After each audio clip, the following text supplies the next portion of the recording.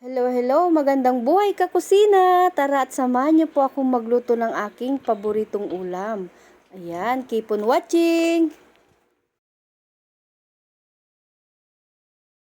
Nagpainit na ako ng cooking pan. Naglagay tayo ng kaunti lang na mantika. Ilagay ko na yung bawang.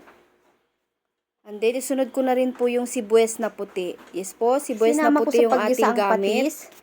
Yes po, pag nagisa-gisa na yung patis, saka natin ilalagay yung ating pork giniling. Bali, ang giniling po natin ay 3/4. Ayan, gisa-gisain lang natin ito hanggang sa medyo brown-brown po yung ating pork. Pag ganyan na siya guys, kailangan guys yung pork natin ay pumuputok-putok siya sa paggisa.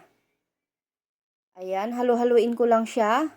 Yung dinudurog-durog ko po yung ating giniling. Tapos naglagay na po tayo ng tomato sauce. Bali, isang pack na maliit po yung gamit kong tomato sauce. Dito sa bahay, pag bumibili po kasi ako ng mga, tomato sauce, yung mga pack lang po na maliliit yung binibili ko. Kasi hindi po maramihan naman po yung aking niluluto. Ayan, gisa-gisain lang natin ito. Tapos po naglagay ako ng toyo or soy sauce. Ayan, tinansya ko na lang po ang paglalagay. Sabi nga nila, mas masarap ang tinatansya. Tapos po maglalagay tayo ng isang pirasong dahon ng laurel. Ayan, haluin natin ulit.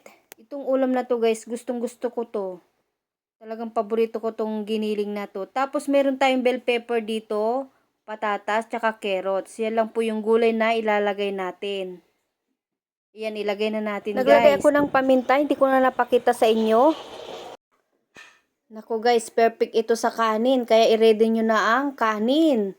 So yun po, nais ko lang pong magpasalamat sa mga bagong viewers natin dyan. Marami pong salamat sa inyo at sa mga sumusuporta na laging nandyan.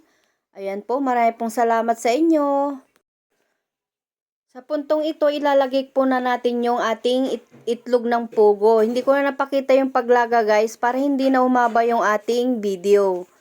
Ayan, masarap ito guys.